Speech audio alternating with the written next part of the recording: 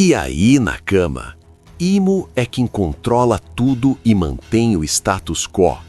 É literalmente o próprio mundo. Seus níveis de poder são planetários. Afinal, sobreviver a um ataque massivo de Hawks, Roger, Garp, Barba Branca, Big Mom e Kaido é algo indescritível. Qualquer coisa atingida por um deles já deveria ser obliterada. Mas, no meio disso tudo, uma coisa agora sabemos. Imo não pode sair de Mary Geoise. Precisa de receptáculos, e um deles pode revelar mais de sua identidade. Iris D. Teach, a deusa do caos, mãe de Barba Negra. Bora destrinchar essa bomba? Galera, seus poderes ainda permanecem além da nossa compreensão.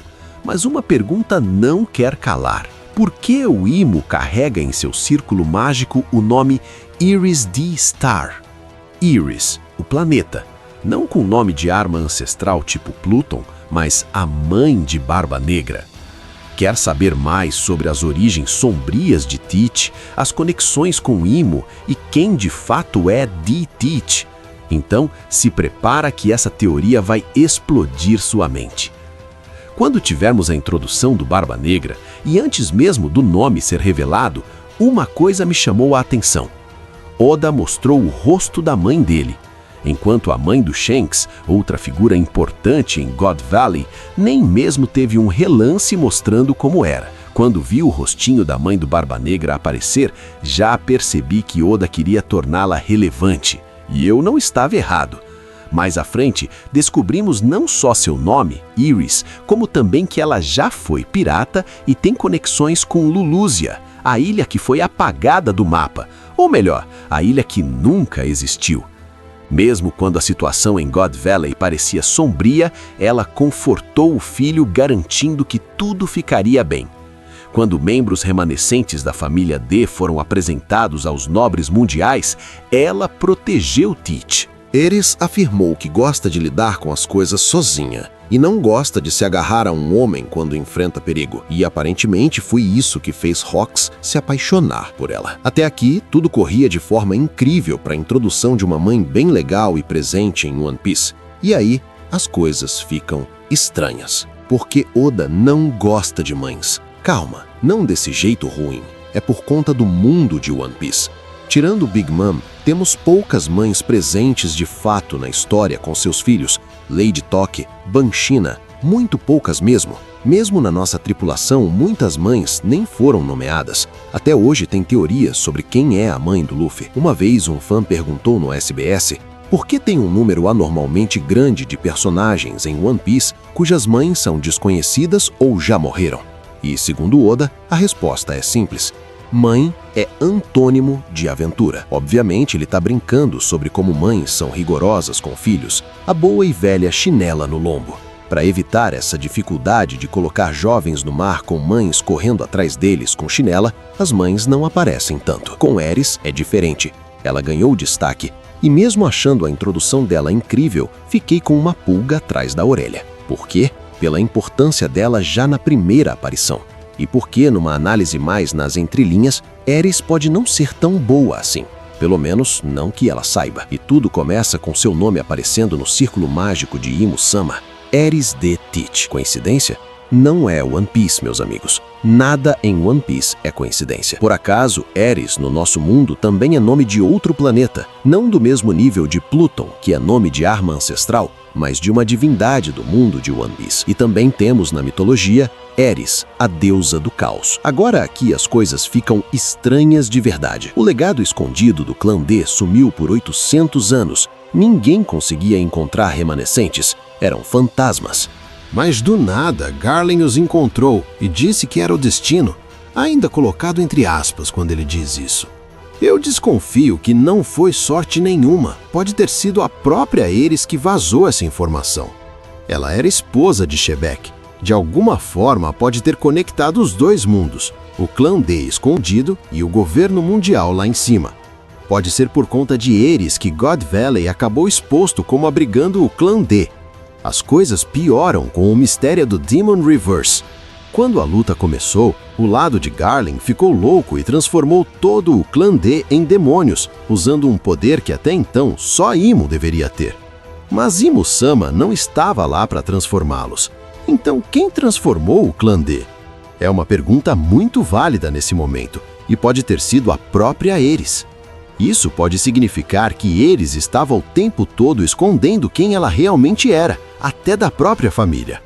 Quando Gunk se revelou como receptáculo nos tempos atuais em Elbaf, as teorias mais interessantes surgiram, conectando Lily com Imo também, querendo pegar Vivi agora. A teoria: Imo precisa dessas conexões para ver o mundo de baixo. Talvez precise de princesas, somente mulheres. Pode ser que eles foi o receptáculo de Imo-sama, e Gunk só assume isso após God Valley. Por isso não envelhece nos tempos atuais. Notem como as coisas caminham rapidamente após Rox invadir a Sala das Flores, dizendo a Imo-sama que voltaria àquele lugar, que queria ser o próprio rei do mundo. E após isso ele conhece misteriosamente Ares. Não sabemos como. Os dois se apaixonam, têm filhos. Inclusive, Rox até esqueceu a Shaki. Lembra? Shaki, a que parou a economia mundial. Ares conseguiu realmente conquistar o coração dele. E pode ser que não seja tão acaso assim. Lembre-se que Imo-sama tem essas sacerdotisas que sempre ficam rodeando ele, inclusive Gunk é uma delas. Lembrando que mesmo sendo receptáculo, essas pessoas ainda têm livre-arbítrio. Gunk estava agindo do jeito que queria em Elbaf, mas teve um momento que se lembrou. Pode ter processo de lavagem cerebral também. E lembra, galera, estamos falando do governo mundial, que tem infiltrados em todos os cantos. Cypherpol é ótimo exemplo de como você tem agentes que se infiltram e se passam por pessoas comuns. Quem não lembra de Galilá? Você tinha toda a CP9 inserida trabalhando ali discretamente. Pode ser que Ares entre nesse bolo também. O amor dela pelo Rox é real? Talvez seja, talvez de fato seja. Mas a tragédia de Ares e Teach é bem interessante. Quando tudo começou a desmoronar, Shebek ficou para lutar enquanto Ares escapou com o filho. Não tinha como eles terem sobrevivido à escapada de God Valley, a menos que Ares não fosse normal ou pelo menos fosse forte pra caramba. Seu poder salvou os dois. Antes de partir, ela disse a Shebek para encontrá-la em Lulúzia caso ele sobrevivesse. Essa frase voltaria para assombrá-la mais tarde. E a destruição de Lulúzia anos depois ganha novos tons. Porque Imu pode não ter apagado Lulúzia do mapa por política, foi pessoal. A mesma ilha onde Ares disse a Shebek para eles se encontrarem novamente, talvez não foi jogada política de Imu. Imu não destruiu um país, ele destruiu uma memória. É isso que acontece quando se afronta o deus desse mundo. E o feitiço Imo Darstar, que aparece no Círculo Mágico quando Imo possui Gunk, não é nome aleatório. Pode ser a identidade antiga que Imo utilizava para conhecer o mundo lá fora. Tem inclusive teoria de que Imo não pode ser exposto ao sol, sua grande fraqueza. Voltando ao Doflamingo e o tesouro de Mary Joyce que apodrece muito rápido. Então, valendo dos níveis mais altos dos contratos abissais, pode possuir tanto Gorosei quanto receptáculos. E o feitiço do Círculo Mágico é basicamente o que conecta Imo e Ares. E o D em seu nome nunca desapareceu de verdade. A fusão com Saturno é diferente do que vemos com Gunk, colocando talvez Gorosei como um nível a mais desses contratos.